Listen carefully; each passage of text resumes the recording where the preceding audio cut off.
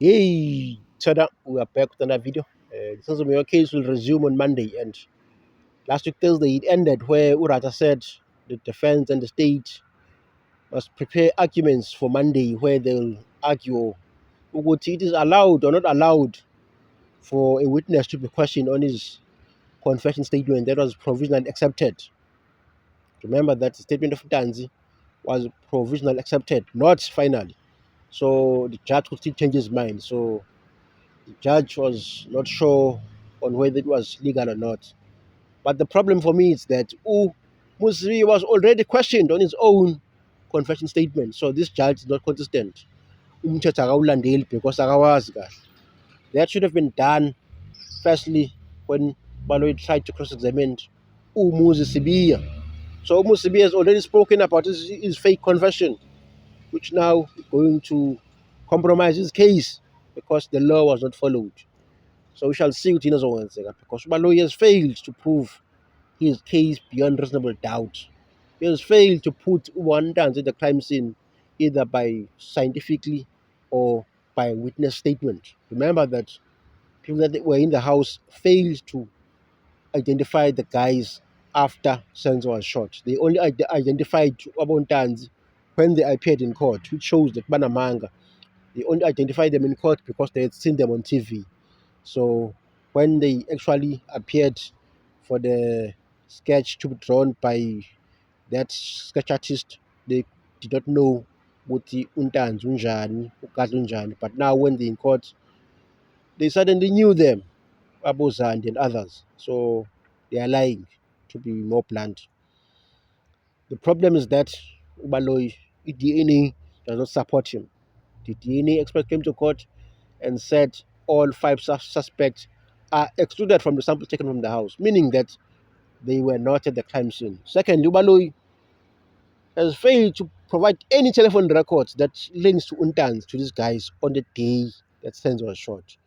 If they're going to commit a crime on the day, surely they were going to phone each other to arrange with okay, sihlangana kuphi ngasikhathi sinye and so on, but there are no such calls for Ntanzi. He did not call any of the other four accused on the day that Senzo was shot and unalived. So Untanzi is clearly innocent.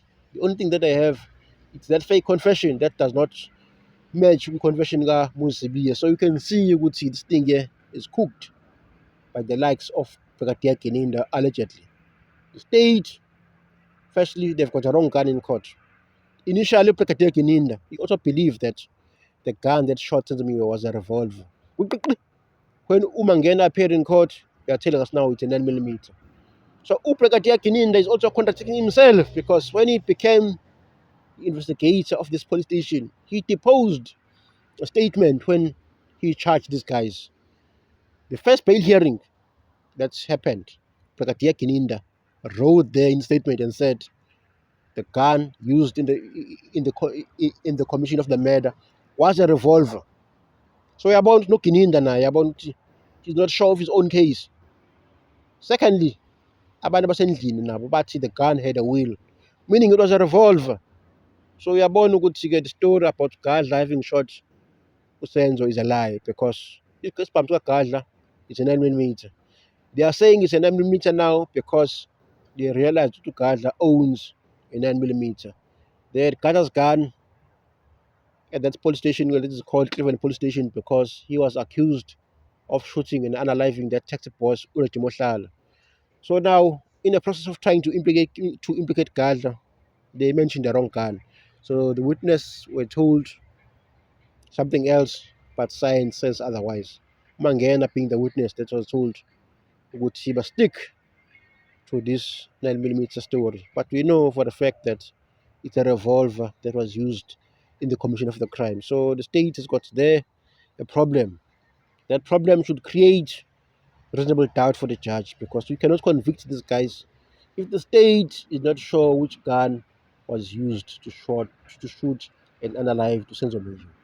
That is very crucial because a murder weapon, it is like a smoking gun, to say the least. It is the evidence that needs to be considered the most because it proves whether or not it was in the hands of the shooter. So now, if you say it's the revolver.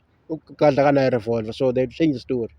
But we shall see ukuthi yini ezokwenzeka, because there are lots of contradictions in this case. Lots of contradictions. We shall see ukuthi yini ezokwenzeka. In other news, Julius Mkhwanazi was arrested yesterday.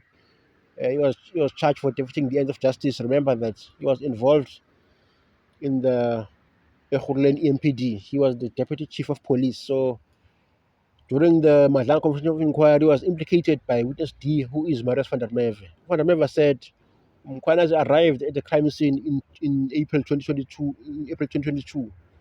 In the crime scene, who Emmanuel Mbence was unalived, and Mkhwanazi suggested that they should throw his body into the river, and that's what they did. So now Mkhwanazi came to the commission and denied that, but the evidence shows otherwise, because he admits to being there at the crime scene. But the problem is that in the OBE book, it did not write anything. Remember that the police, if they go to a crime scene, they have to account for what they did and what they saw, and that is written in the OBE entry. That is a book that has been carried by the police. But Mkhwanazi yena akabhalanga lutho. Clearly, something illegal happened there. That's why he did not account for it. When he was asked at Madlang, okay, why did you not write anything about this event? He said he does not do such because he's not a policeman, of which is nonsense. EMPD officials, they carry those books.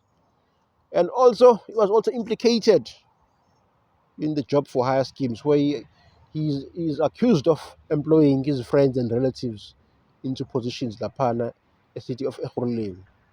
Uqasha abantu abangenayo ama-qualifications because he was in position of power.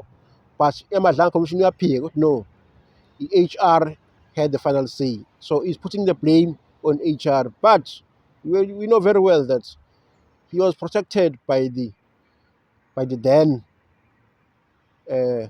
city manager, who's now also in hot water but not yet been charged. So Mkhwanazi, we know that he's a lot of shit. But we shall see what izokwenzeka, because it's very interesting ukuthi eMadlang Commission Inquiry he contradicted himself. You saw him sweating there, putting tissue and left some part of the tissue in his face. It shows bandla ukuthi he's scared. He knows that he's in hot waters. We shall see what izokwenzeka. Thank you.